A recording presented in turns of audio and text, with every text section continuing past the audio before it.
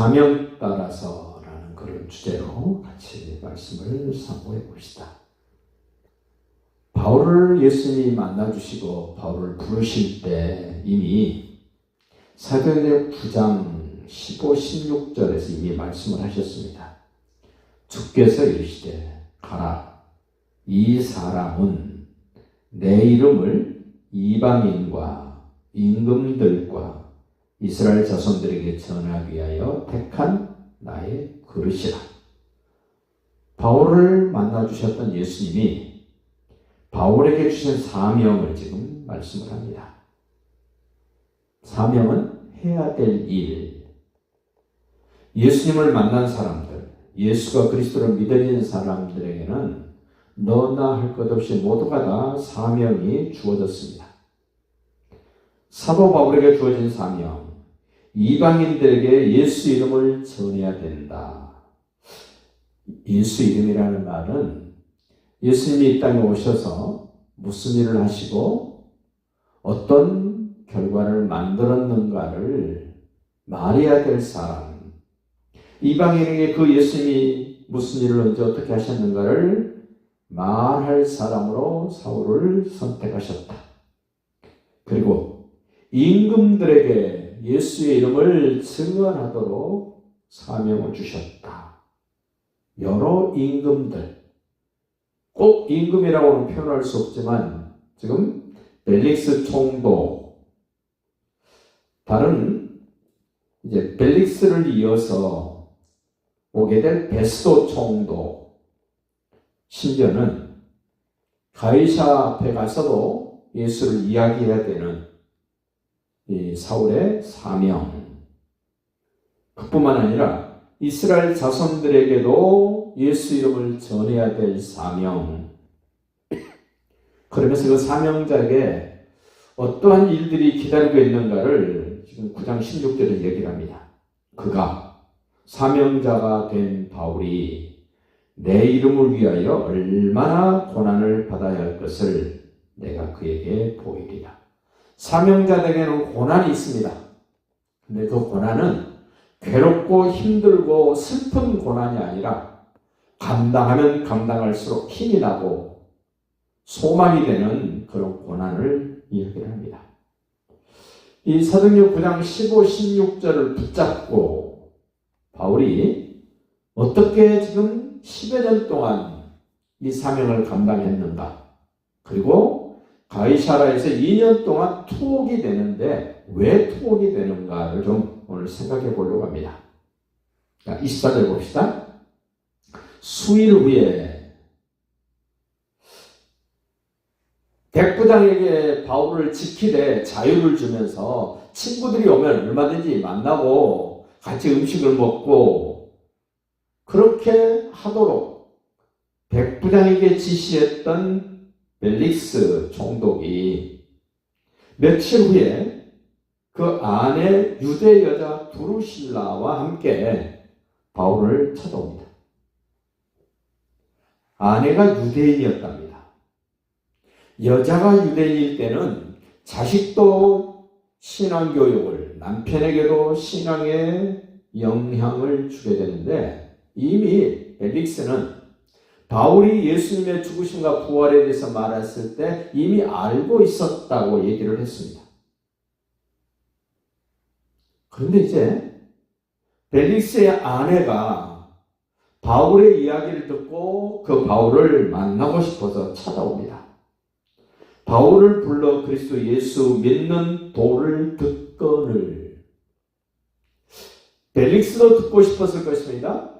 그의 아내 두루실라도 듣고 싶었을 것입니다. 그런데 꼭 예수님의 도에 대해서만 듣고 싶은 것이 아니라 다른 마음도 있었습니다. 그 25절 봅시다. 바울이 의와 절제와 장차오는 심판을 강론했다. 말씀을 나눴다. 벨릭스가 그 의와 절제와 장차오는 심판의 내용을 듣고 벨릭스가 두려워했다. 왜 두려워했겠습니까? 벨릭스는 믿음이 온전치 않습니다. 그의 아내 두루실라보다도 벨릭스는 예수님에 대한 관심은 있었지만 내용은 아마 이해하지 못하고 받아들이지 못했을 것입니다. 그래서 벨릭스가 두려워했다. 그리고 지금은 내가 더 듣고 싶지 않으니까 그냥 가라. 내가 틈이 있으면 너를 다시 부르겠다. 틈이 있으면 부르겠다. 이 말도 좋은 의미는 아닙니다. 틈을 만들어서라도, 시간을 만들어서라도, 시간을 쪼개서라도 내가 예수의 죽으심과 부활에 대해서 내가 듣고 싶고 알고 싶고 확신 갖고 싶다 이래야 될 텐데, 틈 나면 내가 너 부를게. 틈 나면. 그 다음 말씀을 보면 좀 충격적입니다. 동시에 또 바울에게서 돈을 받을까 바라는 거로 더욱 자주 불러 같이 이야기하더라. 벨릭스의 마음은 순수하게 예수의 죽으심과 부활에 대해서 알고 싶은 것이 아니라 저 로마 시민권을 가지고 있고 다소 시민권을 가지고 있는 저 바울이라는 사람, 사울이라는 사람을 자주 불러서 만나서 이야기하면 잘 봐달라고 돈도 좀 주겠거니 하는 생각에서 바울을 자주 불러서 만나고 이야기를 했다는 겁니다. 우리는 돈 생각에서 지금 벨릭스는 돈을 앞세워서 지금 정작 들어야 될 것을 듣지 못합니다. 봐야 할 것을 보지 못합니다. 알아야 할 것을 알지 못합니다. 사울에게 돈을 받을 생각이 있어서 돈이 앞에 얼쩡됩니다. 돈이 눈앞에 자꾸 왔다 갔다 합니다. 신앙생활을 바르게 해야 될 사람들에게는 돈이 아른거리면 안 됩니다. 헌금이 문제돼도 안 됩니다. 물질이 하나님과 나 사이에 끼어들어도 안 됩니다.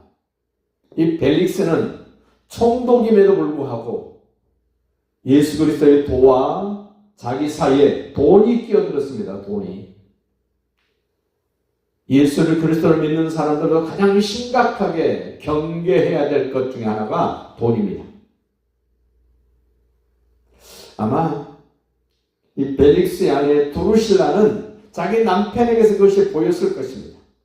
바울과 벨릭스가 만나서 이야기하는 내용을 들을 때 이미 두루실라는 알고 있었을 것입니다.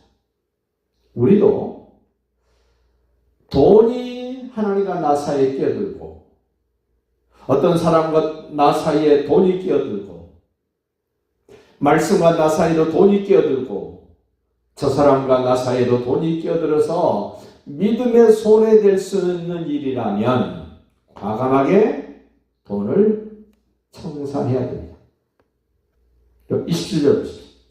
이태가 지난 후에 사도 바울이 사명을 따라 로마도 가야 되고 가이사 앞에도 서야 되고 벨릭스 앞에서도 베스도 앞에서도 아그리빵 앞에서도 예수가 하나님 아들 그리스도 것을 전해야 될 터인데 그러기 위해서는 바울이 가이사라 감옥에 2년 동안 갇혀 있습니다. 27절 소개합니다.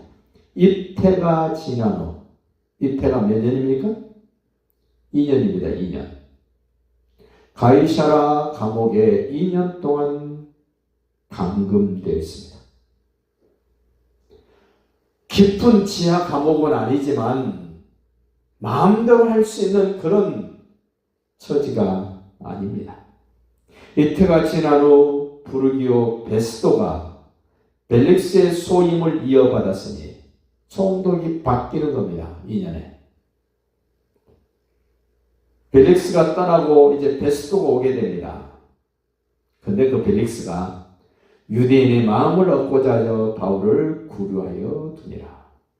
자기 아내가 유대인이었습니다. 처갓집에 잘 보이려고, 와이프한테 잘 보이려고, 그리고 유대인들에게 마음을 사기 위하여 바울을 미워하고 바울을 죽이려고 했던 유대인들의 환심을 얻기 위하여 벨릭스가 죄도 없는 바울을 2년 동안 가이사라 감옥에 감금을 합니다. 이렇게 한번 생각해 봅시다. 우리가 쓰고 있는 어떤 물건, 만드는 사람은 분명한 목적이 있어서 만들었습니다. 이 마이크는 말하는 사람을 하여금 힘들이지 않고 다른 사람들에게 소리를 전달할 수 있도록 이 마이크로폰을 만드는 겁니다. 이 마이크가 마이크 역할을 제대로 다 할 때 얼마나 마이크가 유용합니까? 얼마나 의미 있게 쓰여지고 있습니까? 제대로 쓰임받을 때 가장 의미가 있듯이 하나님께서 나를 창조하실 때, 하나님께서 나를 부르실 때 뭐 하라고 만드셨고 뭐 하라고 부르셨는가? 이방인을 위하여 내 이름을 증거해야 될 사울. 1차 선교에 이방인들에게 복음 전하러 갑니다. 2차 선교여행도 이방인에게 복음을 전하러 갑니다. 3차 선교여행도 이방인들에게 복음을 전하러 갑니다. 로마도 복음 전하러 가기 위하여 사명을 따라 나는 가이사에게 상소합니다 라고 로마도 가게 됩니다. 사도 바울이 사명 따라 살지 않았다면 그렇게 어렵지 않았을 것입니다. 그런데 사울은 언제 어디서든지 주께서 사도행전 9장 15절 16절에서 주셨던 그 말씀을 한시 반시도 잊을 수 없는 자기 생명같이 귀하게 여기는 사명. 그래서 그는 가이사라 감옥에 2년 동안 감금되어 있습니다. 명목은 벨릭스가 사도 바울을 가이사라 2년 동안 감금한 것은 바울 때문이 아니라 유대인들의 마음을 사기 위하여 그들의 관심을 끌기 위하여 바울을 가이사라 감옥에 2년 동안 감금을 합니다. 그러나 바울은 그 2년 동안 감금된 것이 불행이 아닙니다. 억울한 게 아닙니다. 사명 따라서 그는 벨릭스에게도 베스도에게도 아그리파 왕에게도 그 로마 가이사에게까지도 복음을 예수를 전하기 위하여 그는 상소도 합니다. 감옥에 감금도 됩니다. 우리가 예수께로부터 받은 사명, 성경은 이렇게 말합니다. 사랑의 빛 외에는 아무것도 지지 마라. 예수가 믿어진 사람들은 전부 사랑의 빚진 자들입니다. 그 빚 갚아야 됩니다. 하나님께로부터 받은 사랑, 우리 주변에 있는 사람들에게 사랑의 빚을 갚아야 합니다. 130년 전에 한국 땅에 조선 땅에 복음 들고 오신 분들에 의해서 우리는 복음의 빚진 자입니다. 예수가 믿어진 사람들은 사랑의 빚을 졌고 복음의 빚을 졌습니다. 갚아야 됩니다. 이게 사명으로 생각하셔야 됩니다. 기회만 있으면 복음을 다른 사람에게 전해야 됩니다. 기회만 있으면 내가 받은 사랑 흘려보내야 됩니다. 그것이 전도요, 선교인 것입니다. 그러면서 예수님이 우리에게 이렇게 말씀합니다. 예수가 하나님 아들로 믿어진 사람들은 다 빛의 자녀다.